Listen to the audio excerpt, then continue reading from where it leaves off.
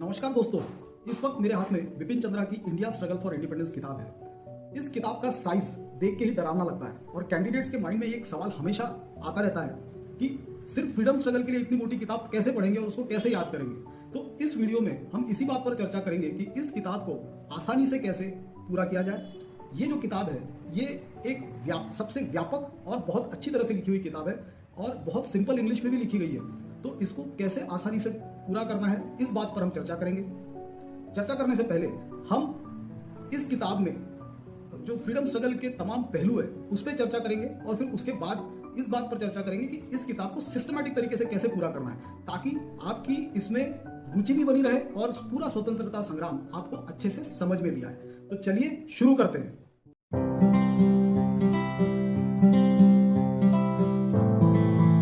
आपको भी बिपिन चंद्रा की इस किताब का साइज डरावना लगता है या आपको यह चिंता सताती है कि इस किताब को कैसे पूरा किया जाए वो भी कम समय में? तो ये कमेंट बॉक्स में लिख के जरूर बताइए। तो आइए पहले हम देखते हैं कि इस किताब में फ्रीडम स्ट्रगल से रिलेटेड किन तमाम पहलुओं को कवर किया गया है। तो चलिए शुरू करते हैं।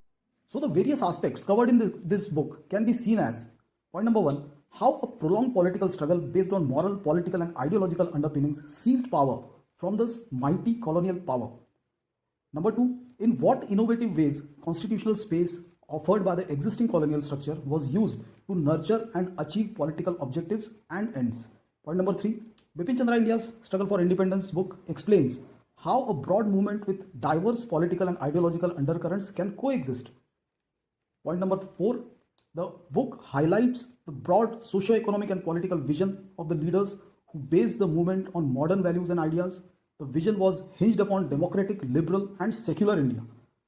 This vision is also reflected in the self-reliant and egalitarian social order and an independent foreign policy. This book also explains how the movement popularized democratic ideas and institutions in India. Nationalist demands representative government with elections based on adult franchise. For this, the Indian National Congress itself was based on democratic basis and in the form of a parliament, because Indian National Congress also had annual elections on a democratic basis.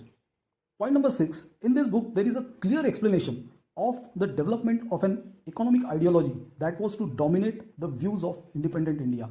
The book Bipin Chandra's India Struggle for Independence highlights how the national movement had a pro-poor orientation, especially since the advent of Gandhi. The role of leftists who also struggled to make the movement adopt a socialist outlook is also well explained. Point number 7, there is a good explanation for how the leaders fought hard to inculcate secular values among the people and oppose the growth of communalism. To do this, the national movement, right since its inception, was fully committed to secularism. Bipin Chandra's India Struggle for Independence provides for a clear perspective that India's freedom struggle was basically a result of fundamental contradiction between the interests of Indian people and that of British colonialism. Thus, the main approach of Bipin Chandra's India's Struggle for Independence is of A. Location of issues of the nature of the contradictions in colonial India, the relationship between the primary and the secondary contradictions, class character of the movement, the relation between the bourgeoisie and other social classes and Indian National Congress and its leadership, that is the relationship between class and party, and the relationship between forms of struggle including non-violence and class character, ideology, strategy and mass character of the movement. So having explained the various aspects mentioned in this book, now we will go to the strategy of how you should go ahead with the reading of this book so that you can have a clear understanding and a better internalization of our freedom struggle. तो घूम फिर के बात इस बात पर आती है कि अगर आप स्वतंत्रता संग्राम को ठीक तरह से समझ नहीं पाएंगे तो आप अच्छे आंसर भी नहीं लिख पाएंगे और उसको ठीक से समझने पर आपकी आंसर्स की क्वालिटी भी अच्छी होगी और उसके अलावा आपको उसका प्रीलिम्स में भी पूरा बेनिफिट मिलेगा। तो आइए शुरू करते हैं कि इस किताब को कैसे पूरा किया जाए। तो Bipin Chandra India struggle for independence, इस किताब को 39 चैप्टर्स में बांटा गया है। तो अगर आप ये सारे चैप्टर्स 1 से लेकर 39 तक कंटिन्यूस वे में पढ़ेंगे तो आपको ये हिस्ट्री बिल्कुल ठीक से समझ में नहीं आएगी। तो अगर आपको इसको अच्छे से समझना है और पूरी फ्रीडम स्ट्रगल को अच्छे से इंटरनलाइज करना है तो आपको इन्हीं 39 चैप्टर्स को सेक्शंस में बांट के पढ़ना होगा। अच्छा, वो जो सेक्शंस है वो ऑर्डर में नहीं रहेंगे। अब जो मैं सेक्शंस की चर्चा करने वाला हूँ उन सेक्शंस को आप उन्हीं चैप्टर्स के उसी ऑर्डर में पढ़िए, तभी आपको वो बहुत अच्छे से समझ में आएगी। नहीं तो the history will become complicated for you, और फिर अगर आप वो कॉम्प्लिकेटेड हो जाएगी तो आपको उसमें रुचि नहीं आएगी, और रुचि नहीं आएगी तो फिर वो समझ में नहीं आएगा, आपके आंसर्स की क्वालिटी भी अच्छी नहीं रहेगी और उसका प्रीलिम्स में भी कोई बेनिफिट नहीं मिलेगा। तो इसीलिए जिस तरह से मैंने उसको जिन सेक्शंस में बांटा है उसको उसी सेक्शंस में उसी सीक्वेंस में फॉलो कीजिए। तो सबसे पहले, अब चूंकि ये फ्रीडम स्ट्रगल है तो freedom struggle is all about political struggle, तो हमको इसका पॉलिटिकल पार्ट सबसे पहले कवर करना चाहिए। तो सेक्शन 1 जो रहेगा वो पॉलिटिकल पार्ट रहेगा। तो इसमें आपको कौन कौन से चैप्टर्स पढ़ने हैं वो आप इसी सीक्वेंस में पढ़िए जिस सीक्वेंस में मैं आपको अभी बताने जा रहा हूं। तो वो सीक्वेंस है, इसमें पढ़िए आप chapter number 1, that is the first major challenge, the revolt of 1857। फिर उसके बाद डायरेक्टली पढ़िए चैप्टर नंबर 4।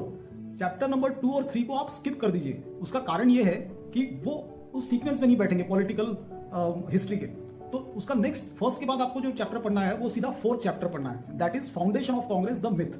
उसके बाद नेक्स्ट चैप्टर जो पढ़ना है आपको पढ़ना है 5th chapter, and that is foundation of Indian national Congress the reality. फिर आपको 6th चैप्टर छोड़ देना है और फिर आपको सीधा 7th चैप्टर पढ़ना है, और वो है an economic critique of colonialism. Then again आपको 8th चैप्टर छोड़ देना है, सीधा 9th पे आना है, that is propaganda in the legislatures. फिर 10th, 11th और 12th ये कंटिन्यूअसली पढ़ने हैं। तो जैसे 10th चैप्टर है द स्वदेशी मूवमेंट, जिसमें पार्टीशन ऑफ बंगाल वगैरह वो सब है। Then chapter 11 the split in the Congress and the rise of revolutionary terrorism, ये चैप्टर पढ़ना है। फिर चैप्टर नंबर 12 पढ़ना है world war 1 and Indian nationalism the Ghadar. Then 13th the home rule movement and its fall out. फिर chapter number 14 Gandhi ji's early career and activism. Then chapter 15 the non cooperation movement 1920 से 22। Then chapter 19 पे आना है सीधा। फिर 15 के बाद 16, 17, 18 छोड़ देना है। 15 के बाद आपको सीधा 19th चैप्टर पढ़ना है, और वो है the years of stagnation, Swarajists, no changers and Gandhi ji. फिर 19 के बाद 20th चैप्टर पढ़ना है which is about Bhagat Singh, Surya Sen and revolutionary terrorism.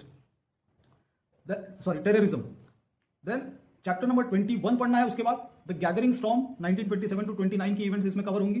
फिर पढ़ना है chapter number 22 the civil disobedience 1930 से 32 वाला।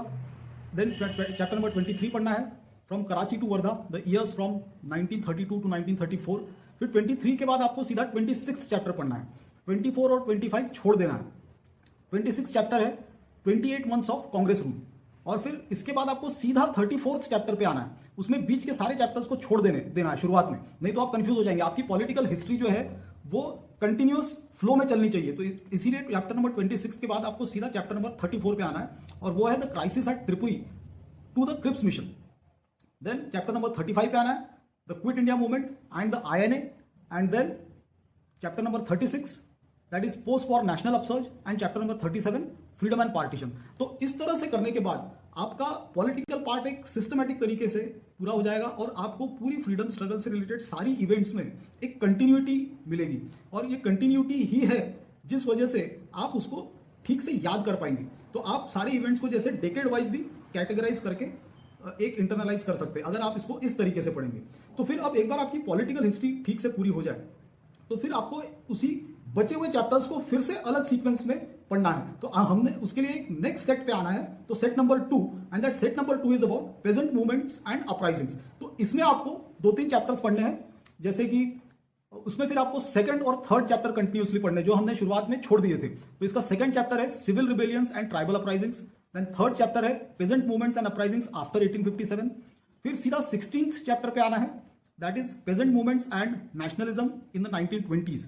और फिर 27th chapter that is peasant movements in the 1930s and 40s। तो ऐसा करने से आपका ट्राइबल अपराइजिंग्स और पेजेंट मूवमेंट्स वाला पार्ट भी एक अलग तरीके से कंसोलिडेटेड वे में प्रिपेयर हो जाएगा।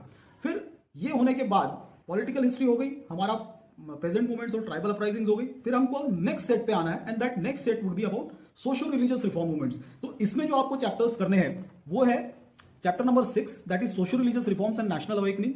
एंड देन उसके बाद सीधा चैप्टर नंबर 18 पे आना है, that is the struggle for gurdwara reform and temple entry. तो ये ऐसा करने से आपके सोशल रिलीजियस रिफॉर्म मूवमेंट्स का भी एक पार्ट अच्छे से हो जाएगा, और बाकी जो सिख मूवमेंट और अकाली मूवमेंट वगैरह थी उसका भी आपका एक पार्ट हो जाएगा। एंड देन उसके बाद आपको नेक्स्ट सेट पे आना है। नंबर 3 होने के बाद आपको सेट नंबर 4 पे आना है, जिसमें आपको करना है द राइज ऑफ लेफ्ट। तो इसमें आपको करना है chapter number 17 which is about the Indian working class and the national movement. तो इंडिया में वर्किंग क्लास मूवमेंट कैसे शुरू हुई और उसमें कम्युनिस्ट पार्टीज का क्या रोल था और उसमें इवन कांग्रेस के भी लीडर्स का क्या योगदान था, वो उसमें आपको पढ़ने को मिलेगा। और फिर इसी के साथ आपको सीधा चैप्टर नंबर 24 पढ़ना है जिसमें दिया गया है which is about the rise of the left wing. तो यानी यहाँ पे जो कांग्रेस में वैसे तो सारे कम्युनिस्ट लीडर्स भरे हुए थे, नेहरू वगैरह खुद भी कम्युनिस्ट माइंडेड ही थे, सुभाष चंद्र बोस भी कम्युनिस्ट माइंडेड थे, लेकिन उसके अलावा भी यहाँ पर एक कम्युनिस्ट पार्टीज का भी अलग से उदय हुआ है। तो राइज ऑफ लेफ्ट विंग यानी जो कम्युनिस्ट पार्टी ऑफ इंडिया है, फिर जैसे उसमें एम एन रॉय का क्या रोल रहा है 1920s में, मतलब कौन से ब्रिटिश ये थे उनका क्या कंट्रीब्यूशन था, तो वो सारी चीजें इसमें आपको पढ़ने को मिलेगी। फिर नेक्स्ट सेट जो आपको पढ़ना है that is set 5 and that is about communalism. तो इससे क्या होगा कि कम्युनलिज्म के बारे में आपको 3 चैप्टर जब आप पढ़ेंगे तो पूरा का पूरा कम्युनलिज्म का ग्रोथ, उसकी प्रोसेस और उसका इवन उसका प्रेजेंट स्टेटस के साथ भी उसको रिलेट कर सकते हैं। तो वो चैप्टर्स है chapter number 31 that is the rise and growth of communalism, then chapter number 32 that is communalism the liberal face, and then chapter number 33 which is about Jinnah Golwalkar and extreme communalism. फिर इतना होने के बाद आपकी मेजर कैटेगरीज कंप्लीट हो जाएंगी और फिर उसके अलावा जो इस किताब में बाकी बचे हुए चैप्टर्स हैं वो मिसलेनियस सेट में आपको पढ़ने हैं। तो मिसलेनियस कैटेगरी में जो बचे हुए चैप्टर्स हैं वो आप लास्ट में पढ़ेंगे और वो सब है चैप्टर, और वो है chapter number 8 the fight to secure press freedom, then सीधा chapter number 28 the freedom struggle in princely India, यानी इसमें जो प्रिंसली स्टेट्स में जो फ्रीडम स्ट्रगल कैसे हुई थी जैसे स्टेट पीपल्स मूवमेंट एक्सेट्रा, तो उसके बारे में उसमें मेंस पे भी क्वेश्चन आ चुका है, तो वो आपको उसमें पढ़ना है चैप्टर नंबर 28 में। देन चैप्टर नंबर 29 पे आना है that is Indian capitalist and the national movement. तो इसमें कैपिटलिस्ट क्लास का इंडियन फ्रीडम स्ट्रगल में क्या रोल था वो आपको इसमें जानने को मिलेगा, और कैपिटलिस्ट क्लास ने नेशनल मूवमेंट में किस तरह का योगदान दिया या गांधी जी के उनके साथ किस तरह के संबंध थे वो सब आपको इसमें जानने को मिलेगा। देन चैप्टर नंबर 30 पढ़ना है the development of nationalist foreign policy, फिर chapter number 38 the long term strategy of the national movement, and then chapter number 39 जो कि इसका लास्ट चैप्टर है the Indian national movement the ideological dimension. याद रखिए chapter number 39 को जरूर अच्छे से पढ़िए पूरी बिपिन चंद्रा होने के बाद, क्योंकि उस चैप्टर में आपको एक आइडियोलॉजिकली कैसे आइडियोलॉजिकल ग्रोथ अपने हुई है और उसके बेसिकली क्या पैमाने थे, क्या विचारधाराएं थी, और अपने कॉन्स्टिट्यूशन भी जो बनी है वो उसी विचारधारा को आगे बढ़ाते हुए बनी है। तो इसीलिए इसका जो आइडियोलॉजिकल डायमेंशन वाला चैप्टर नंबर 39 है उसको भी जरूर पढ़िए। तो इस तरह से अगर आप बिपिन चंद्रा को पढ़ते हैं तो आपको का फ्रीडम स्ट्रगल का बहुत ही अच्छा अंडरस्टैंडिंग हो जाएगा, और उसके साथ ही आपकी इसमें एक दिलचस्पी भी बढ़ेगी। और दूसरा, आपको इस किताब में हर चैप्टर को याद करना या रखना नहीं है, आप अगर इसको सीक्वेंस में सिस्टमैटिकली पढ़ेंगे तो हिस्ट्री खुद ब खुद आपके अंदर समा जाएगी और फिर आपके आंसर्स की क्वालिटी भी उसी वजह से अच्छी होगी। बिपिन चंद्रा एक बहुत ही अच्छी और सिंपल इंग्लिश में भी लिखी गई है, इससे आपकी इंग्लिश भी इंप्रूव होगी, उसका लिखने का लहजा भी बड़ा ही अनोखा है और सुंदर है, तो आपका उसमें वो भी एक बेनिफिट होगा। और फिर घूम फिर के बात यह है कि freedom struggle is one of the parts of your entire syllabus. तो अब ऑब्वियस सी बात है कि इसको आपको जल्दी भी करना है, तो इसी तरह से आप उसको करते जाइए। इसके ऊपर हमारा एक ब्लॉग भी है हमारी वेबसाइट पर जिसकी लिंक आपको डिस्क्रिप्शन में मिल जाएगी, that is how to read Bipin Chandra's India struggle for independence. तो इसे आप जरूर पढ़िए। उम्मीद करता हूँ ये वीडियो आपको पसंद आई होगी तो उसे लाइक कीजिए और हमारे चैनल को सब्सक्राइब कीजिए। धन्यवाद और जय हिंद।